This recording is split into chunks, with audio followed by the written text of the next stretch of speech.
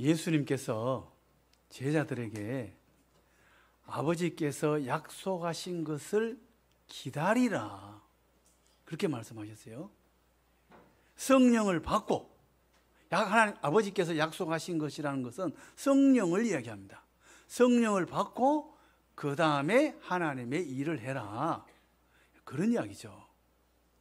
근데 성령을 받고 하나님의 일을 하라, 이런 말씀인데, 그 말을 듣고 제자들이 주님에게 질문을 했습니다. 뭐라고 질문을 했냐면은, 예수께 여쭈어 이르되 주께서 이스라엘 나라를 회복하심이 이때니까. 성령을 받으면 우리가 이스라엘을 회복하는 데는 그런 역사가 이제 시작이 됩니까? 다시 말하면 로마를 물리치고 어부 출신인 베드로, 야고보, 요한 이런 사람들이 나라를 다스리는 그런 새로운 세상이 시작됩니까? 그렇게 질문하고 있는 거죠. 그러니까 제자들의 질문은 세상 나라를 꿈꾸고 지금도 여전히 세상 나라에 대한 관심이 많습니다. 그러니까 주님 말씀하시기를 때와 시기는 아버지께서 자기의 권한에 두셨으니 너희가 알 바가 아니요. 세상 나라에 관심 가지지 말고 하나님의 나라에 관심을 가져라, 그런 이야기죠. 세상 나라는 어떤 나라입니까? 세상 나라는요, 정권이 바뀌면요, 전에 정권은 어떻게 돼요? 사람들 복수도 하고 그러죠. 예? 구청장이 바뀌면 전에 구청장이 하던 정책 싹 없어버려요. 엎어버립니다. 그리고 자기가 하는 정책만 새롭게 시작합니다. 이게 세상 나라예요. 세상 나라에는 전에 자기하고 당이 다르면 이어가지를 않습니다. 없애버리고 자기 걸 만듭니다. 그 세상 나라는요, 자기를 높이고 자기하고 반대되거나 자기하고 함께 하지 않으면요, 없애요. 복수하고. 이 세상 나라입니다. 하나님의 나라는 그렇지 않다는 거예요. 주님 말씀이 뭡니까? 성령이 너희에게 임하시면 사마리아와 땅끝까지 이르러 내 증인이 되리라 하시니라. 주님의 정의는 뭐예요? 살려주는 거죠. 죽이는 게 아니고 살려주는 거예요. 세상 나라와 정반대됩니다. 세상 나라는 정권을 잡으면 자기를 높이고 자기 반대되는 세력은 죽입니다. 그런데 하나님의 나라는 죽이는 게 아니고 정인이 되라는 건 뭐예요? 살려준다, 이 말이에요. 살려준다.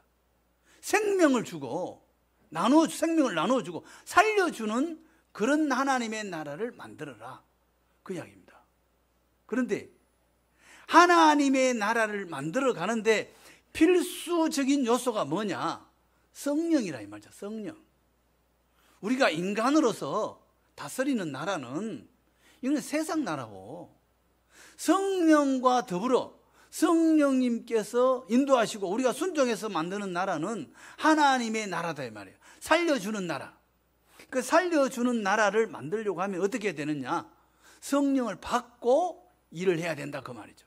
그래서 뭐라고 이야기합니까? 오직 유일하게 다른 것으로는 안 되고 오직 성령이 너에게 임하시면 너희가 권능을 받고, 성령이 임하면 우리가 권능을 받는다고 이야기합니다. 이 권능이라는 건 뭐예요? 이 영어로는 Almighty예요. 하나님의 능력을 이야기하는 겁니다. 하나님의 능력이 우리에게 임하게 된다는 거죠. 이걸 가지고 하나님의 일을 하라는 거예요.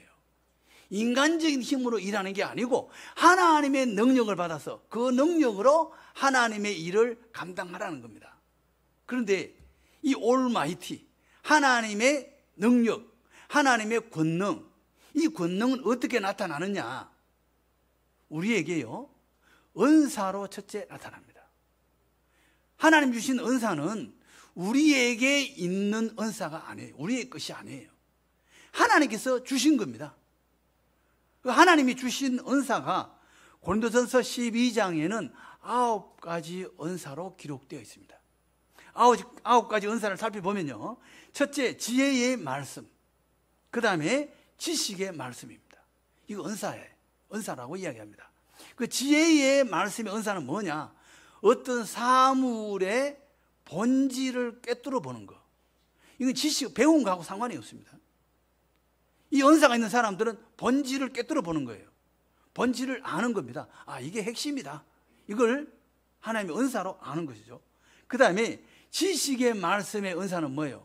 이건 지성과 관련이 되어 있습니다. 교수 같은 사람, 이런 은사가 있는 사람들은 특별하겠죠. 너무너무 잘하는 거죠. 깊이 있게 알고 많이 알고. 이건 지성과 관련이 있습니다. 또 이건 아는 것과 관련이 있어요. 아는 것. 자, 사람에 따라서 은사가 다 다양합니다.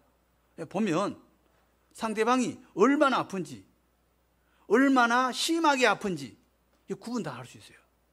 그런 은사가 있습니다. 그것도 지식의 말씀의 은사에 해당이 되겠습니다. 딱 보면 안다 이거죠. 그 다음에 영들 분별함을, 영들 분별하는 것은 뭐예요? 영들 분별, 이것도 은사예요.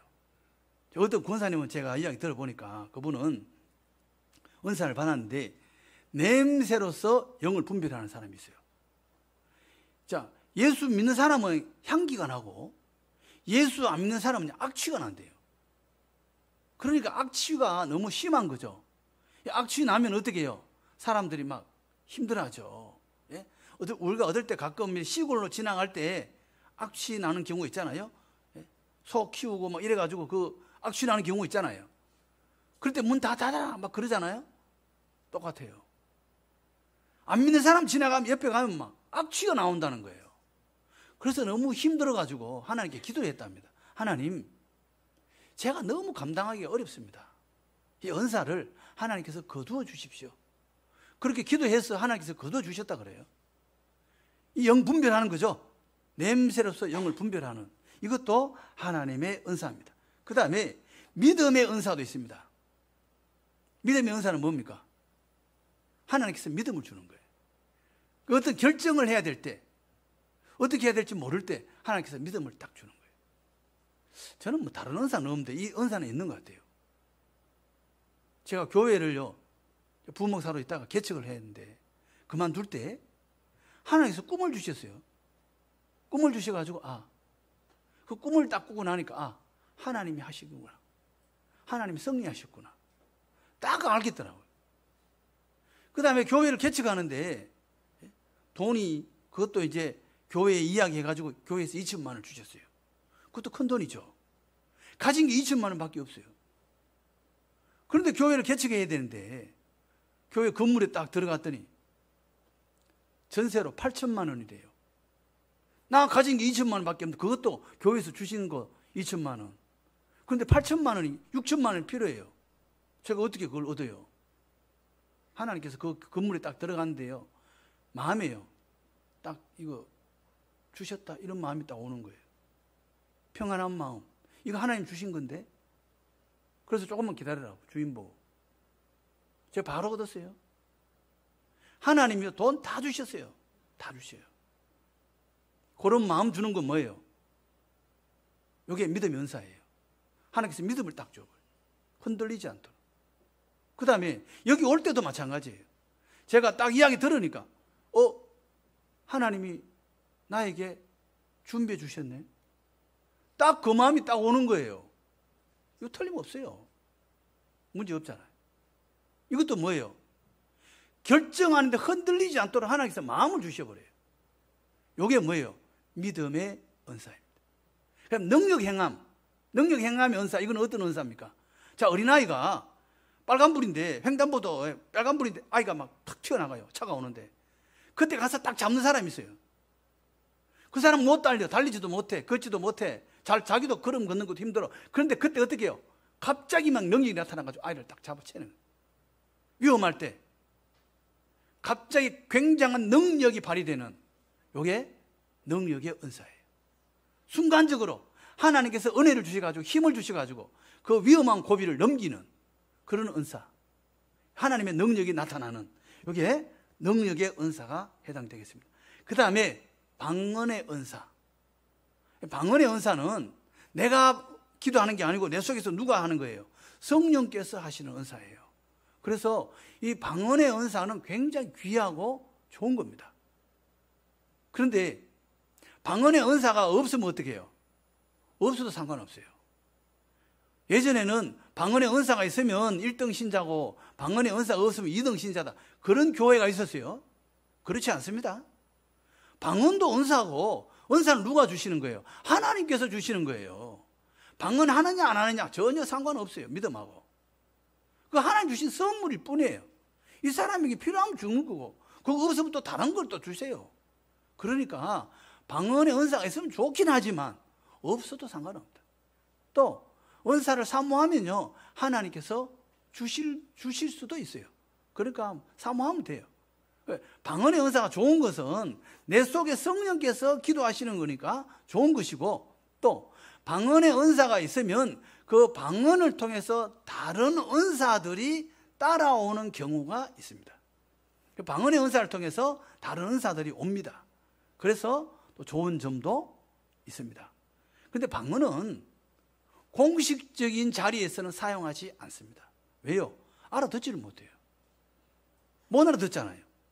하는 사람도 몰라요. 그래서 공식적인 자리에서는 방언을 하지 않습니다. 근데 방언은 깊고 방언은 좋은 기도입니다. 그런데 방언만 있느냐? 그게 아니고 방언 통역의 은사도 있습니다. 우리가 방언을 하면 우리가 뭐 영어로 말할 때 한국말로 번역하듯이 통역하듯이 방언을 하는데 옆에서 바로 통역할 수 있습니다. 그게 뭐예요? 방언 통역의 은사입니다. 또 그 은사만 있느냐? 병 고치는 은사도 있습니다. 신유의 은사. 오늘날에는 신유의 은사가 잘 안 보여요. 안 보이는데 1970년대, 80년대만 해도 신유의 은사 있는 분이 많았습니다. 신유의 은사가 있습니다. 저는 신유의 은사를 경험한 적이 있어요. 제가 기도를 받는데, 제가 대학 다닐 때 군대 갔다 와가지고 그때 88년도 정도 된 것 같아요. 코가 좋지를 못했어요. 코가 아파요. 코 풀고 막 이래, 코가 헐고 이러는데, 기도를 받는데 눕혀놓고 눈 위에다가 종이 한 장이, 얇은 종이 한지 올려놓고 손가락으로 딱 누르고 똑딱 지나가는 거예요. 똑딱 지나가는 거죠. 옆으로 사람 쭉 누워있고, 그분이 이제 기도할 때 손가락으로 이렇게 눈 위에 한 번만 짚고 지나가는 거예요. 1초에 1초 똑딱. 그런데 첫날 받았는데요, 불이 여기까지 들어와요. 뜨거운 불이 여기까지 확 들어와요. 이튿날 또 새벽에 갔는데 배꼽까지 뜨거운 불이 확 들어오더라고요. 3일째는요, 단전까지 뜨거운 불이 확 들어오는데 땀이 막, 콧물 땀하고 막 쏟아지더라고요. 그때 치유받았어요. 완전히 낫더라고요. 저만 그렇게 나았냐? 제가 이야기 들어보니까 암 치유받은 사람도 있고 그렇더라고요. 신유의 은사가 있어요. 또 신유의 은사가 아니어도 우리가 함께 기도하면 하나님께서 들으시고 치유하신다 그랬죠? 그래서 우리는 함께 모여서 기도하는 거 귀한 일입니다. 그 다음에 예언의 은사도 있습니다. 예언의 은사, 우리 교회 보니까 예언의 은사 있는 분이 여러 분 계시는 것 같아요. 예언의 은사가 있습니다. 예언의 은사는 환상으로도 하나님께서 보여주시고요, 환상 그냥 고정된 환상도 있고, 동영상처럼 움직이는 환상도 있고요, 그 다음에 말씀으로 주시는 분도 있고, 그 다음에 성경 말씀으로 몇 장 몇 절 이렇게 주시는 분도 있고, 찬송으로 주는 분도 있어요. 그런데 자, 만약에 예언은 대부분이 위로와 격려입니다. 위로하고 격려하는 은사예요. 그 다음에 이렇게 힘을 내서 동기를 부여하는 그런 내용이 많아요. 그런데 가끔 가다가 회개하라는 그런 음성이 있을 때도 있어요. 자, 그러면 상대방에 따라서, 제가 예언하는 사람입니다. 만약에 제가 예언하는 사람이면 상대방에게 예언할 때 회개하라 이런 말이 나왔다 이 말이에요. 그러면 그 예언하는 사람이 그 사람의 무슨 잘못에 대해서 아느냐? 몰라요. 하나님은요, 인격적인 분이기 때문에 상대방의 어떤 죄나 뭐 잘못한 것 회개하라고 이야기를 하시지만 그 회개해야 되는 이유에 대해서는 예언하는 사람이 알 수가 없어요. 가르쳐 주지 않습니다. 왜요? 하나님은 인격적이시기 때문에. 이 사람이 무슨 문제가 있구나, 이건 나이가 알 수는 있지만 회개하라 그랬으니까. 그건 알 수 있지만 뭐 때문에 그런지는 하나님께서 우리에게 예언하는 사람에게 가르쳐주지 않습니다. 특별한 경우가 아니라면. 왜? 하나님은 인격적이시기 때문에. 그래서 상대방에게 알려주지 않는다. 그걸 아시면 좋을 것 같습니다. 아무튼 여러 가지 방면으로 예언의 은사를 우리에게 주시는데, 그런 것들은 뭐예요? 우리를 위해서 주신 겁니다. 그래서 그 예언의 말씀을 따라서 순종하면 반드시 복을 받게 될 줄로 믿습니다. 자, 이런 강력한 은사죠. 방언하는 거, 통역하는 거, 엄청난 거 아닙니까? 신유의 은사, 예언의 은사, 여러 가지 이런 은사들은 하나님께서 우리에게 주신 은사입니다. 그러니 아주 강력한 은사인데, 이런 은사가 누구에게 주어지느냐? 몰라요. 초등학교 때 받는 경우도 있습니다. 초등학생이 뭘 알아요? 아무것도 몰라요. 그런데 그 초등학생에게 하나님께서 엄청난 은사를 주세요. 그건 왜 그럴까요? 너 믿음으로 살아라, 이 말이에요. 믿음으로 살아라. 너는 앞으로 믿음으로 살아라. 하나님 안에서 살아라. 강력한 사인을 하나님께서 보내주신 거죠. 그 다음에 어린아이 때도 받는 경우가 있고요. 하나님의 은사를 사모하는 사람에게 주는 경우도 있습니다. 그 다음에 초신자일 때 주는 경우도 있어요. 믿음도 별로 크게 기쁨이 없어. 교회 온 지 얼마 되지도 않아. 그런데 그런 사람에게도요, 은사가 임할 때가 있어요. 그래서 그 사람을 하여금 하나님의 은혜를 경험하고 깊은 데로 올 수 있도록 하나님께서 주시는 그야말로 은혜입니다. 자, 이런 은사가 있는데, 이런 은사가 있으면 어떻게 해야 돼요? 담임 목사하고 상담을 해서 자기 은사를 가지고 담임 목사와 함께 잘 사용하면 됩니다. 그 은사를 주신 목적은 뭐예요? 하나님께서 교회를 세우라고 주신 거예요. 우리 교회도 보면 제가 은사 있는 분 여러분이 계세요. 잘하고 계세요. 문제 없이. 협력해서 잘 활용하면 교회에 도움이 되고 또 우리 믿음에 더 정진이 되고 좋습니다. 자, 이런 외적인 강력한 하나님의 은사가 있고요. 그 다음에 내적인 하나님의 은사가 또 있습니다. 이런 건 어떤 게 있을까요? 다른 걸로 표현하자면 주님을 닮아가는 거죠. 주님의 인격, 주님의 마음, 이 닮아가는 거, 이건 내적인 거예요. 아주 다이나믹한, 우리가 바지 스판 같은 거 있잖아요. 이게 쭉쭉 늘어지는 거, 이런 부드러움. 성령이 임하면요, 우리 인격에 이런 부드러움이 있어요. 탄력이 있어요. 누가 뭐라고 하면 바로 딱 이렇게 부딪히는 게 아니고 탄력 있게 스판처럼 이렇게 늘어지고 참아주고 기다려주고 그 사람을 위해서 기도해주고, 이런 내적인 능력이 주어진다 이 말이에요. 용서하는 거, 이것도 주어져요. 대표적으로 어떤 사람이 있습니까? 여수의 사랑의 원자탄이라는 손양원 목사님. 1948년도에 그때 6.25 전쟁 전이잖아요. 나라가 좌익 우익 이게 심했어요. 그래가지고 좌익에 물든 그 공산당 그 이론에 거기 물든 학생들이 우익이 써 있는 아이들을 죽였어요. 그 많은 사람을 죽였는데 거기에 손양원 목사님 아들 둘이가 죽었어요. 생각해 보세요. 자기 아들이 죽었는데 그 부모 마음이 어떠하겠습니까? 기가 막히는 거죠. 그야말로 생태 같은 아들 죽은 거 아니에요? 그런데 내일 이제 처형이에요. 경찰이, 군인들이 전부 와서 그 좌익에 폭동 일으킨 아이들 전부 잡아다가 다음날 총살시키는 거예요. 그 당시에 좀 억울한 면도 없지 않아 있어요. 뭐 재판을 한다든가 뭐 이래가지고 처형하는 게 아니고 그냥 경찰서에서 모아가지고 누구누구 뭐 이렇게 했으니까 다 잡아가지고 내일 처형 끝이에요.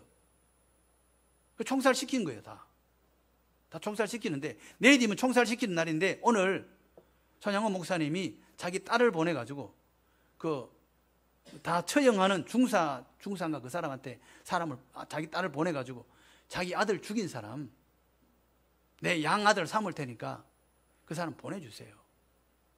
그래서 딸이 가서 그 중사에게 가서 그 사람 좀 내보내달라.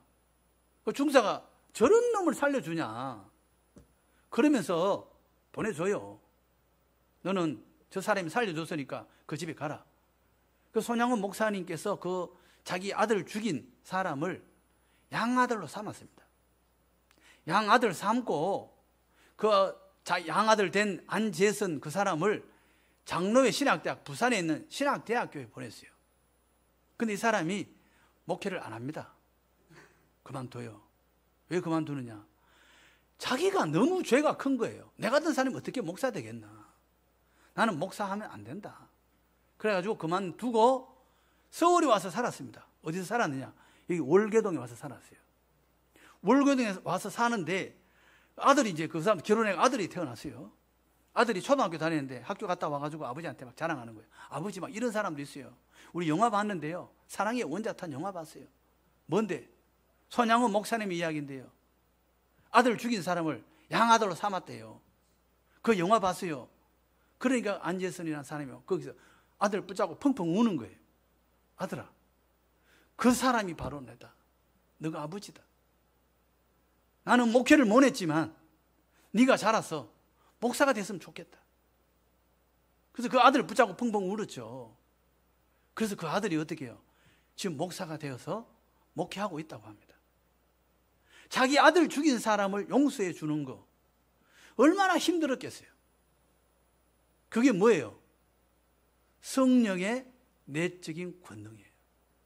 용서해 주는 거, 풀어주는 거, 축복해 주는 거, 주님을 닮아가는 거, 이게 성령의 권능인 줄로 믿습니다. 이런 권능을 받고 나가라 이 말이죠. 그 다음에 성령이 임하면 어떻게 되느냐? 성령은요 진리의 영입니다. 요한복음 16장 13절에 진리의 성령이 오시면 그가 너희를 모든 진리 가운데로 인도하시리니 그가 스스로 말하지 않고 오직 들은 것을 말하며 장래일을 너희에게 알리시리라.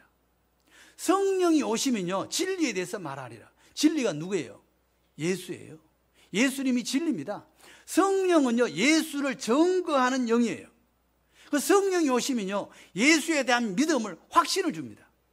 그래서 고린도전서 2장 14절에 이렇게 말합니다. 육에 속한 사람은 하나님의 성령의 일들을 받지 아니하나니 이는 그것들이 그에게는 어리석게 보이며 또한 그것을 알 수도 없나니 그러한 일은 영적으로 분별되기 때문이라. 육에 속한 사람, 육에 속한 사람들은요 성령의 일, 하나님의 일을 어리석게 보인대요. 다시 말하면 안 믿는 사람들은 교회 가는 게 그 사람들 보는 눈에는 어리석은 게예요. 교회 왜 다니는데? 왜 그 시간 들여서 거기 왜 가냐? 어리석게 보여요. 믿는 사람에게는요 복인 줄로 믿습니다. 성령께서 보여주지 않으면요, 성령께서 알게 해주지 않으면요 어리석게 보여요. 이해가 안 돼요. 눈을 뜨고 봐도 못 봐요. 아무것도 모릅니다. 우리가 믿음은 성령께서 우리에게 주시는 선물인 줄로 믿습니다.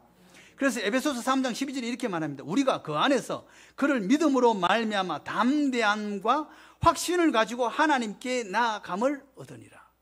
성령 임하면요 주님에 대한 담대함과 확신이 있대요. 성령께서 하시는 일이에요.